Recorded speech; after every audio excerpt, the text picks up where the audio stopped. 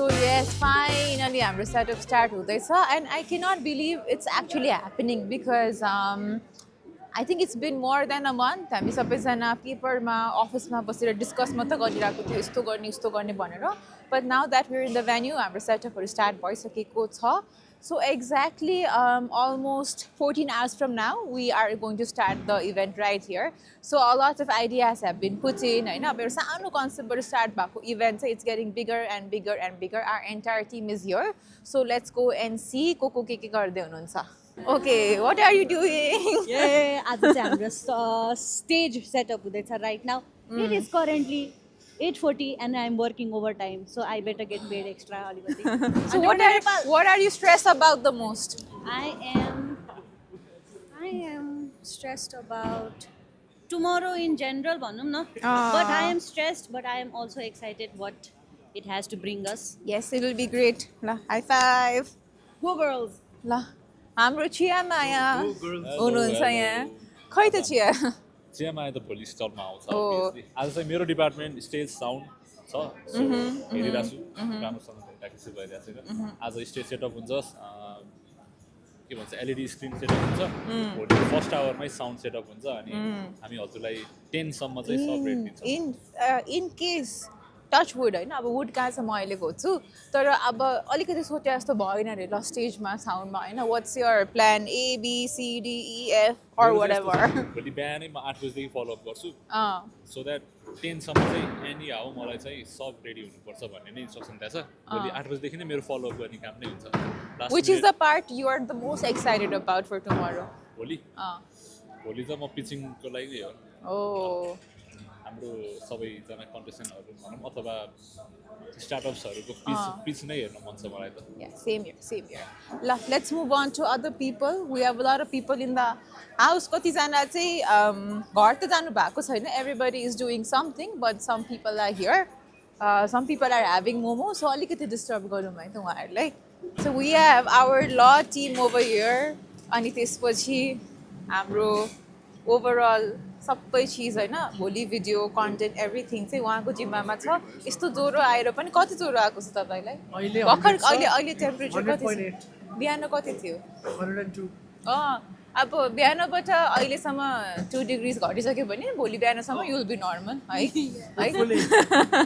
So what is the so among all the events that you've covered, all the projects you've done, यसमा चाहिँ के हट्के? What are you doing different in this project? दिमागी चल्न but no, it's the most formal event that I've covered and I love it because I'm doing it for my friends and my sister, so it's more of my personal energy going into the content. Momo heals everything. Heal soon, brother.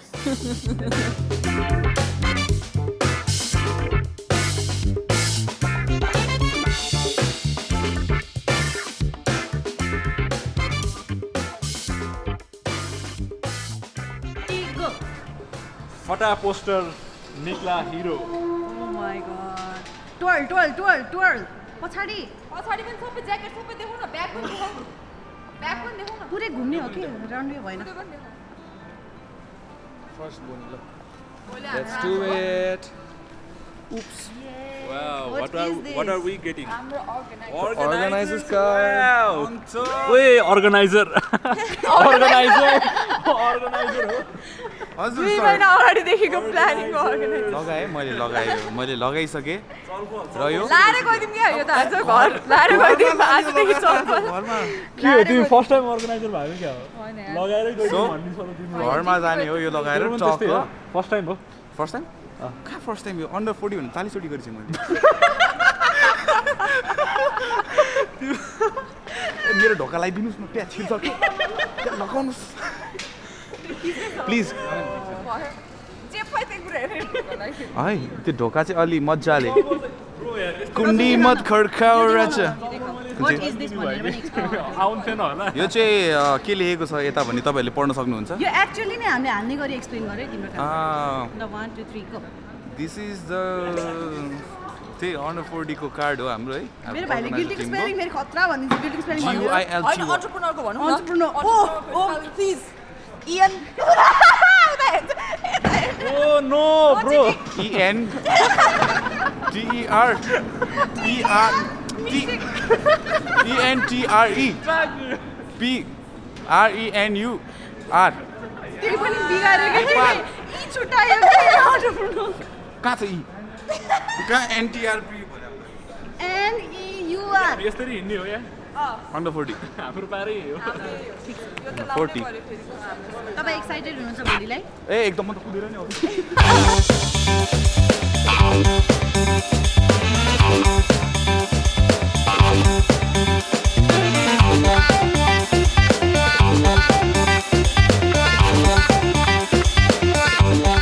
Good morning, guys. It's event day, Entrepreneur Nepal 40 under 40. The day we've all been waiting is today. Ani, you can see we're going to be doing a little tour. हाम्रो चाहिँ यो board यता छ. This is the red carpet where guests are going to be flowing in. अनि आएर चाहिँ यहाँ कुरा गर्नुहुन्छ. We have set another camera over there, but currently चाहिँ यहाँ mic checkहरु भएर चाहिँ sound check भएर चाहिँ it's almost 11 बाट चाहिँ हाम्रो event start हुनेवाला छ. I see people that I know. Hi, हाम्रो घरको ट्वाक्क चिल्योचाको आर्जु दिदी, and I'll meet you अहिले ल. So we are having a very variations of stall, different places, but different entrepreneurs around भएको छ. We are so glad that we could provide a platform where people can come together and network with each other. I'll let you just random setting up. Let's go meet few people. I asked that she's busy since morning. कस्तो भइरहेछ? Everything's okay? Busy, yes, भइरहेछ सबै कुरा on track छ मलसम्म चाहिँ. So let's see के हुन्छ. Okay. So अस्ति सबैजना ओरिएन्टेसनमा पनि आउनुभएको थियो. ओरिएन्टेसनमा आउनुभएको चाहिँ हाम्रो यहाँ हेल्दी होम इन्टरनेसनल, हाम्रो T very healthy. Hi, good morning. यता हाम्रो घरको टक्क चिली अचार, उता what is that? Aster के हो यो? Aster Innovative. So you can see the variations of stall right here. उता healthy wellnessहरुको छ भने यता hospitality sectionमा चाहिने networkingहरुको लागि productsहरु पनि छ. I cannot explain it really well, but variations is all I can say.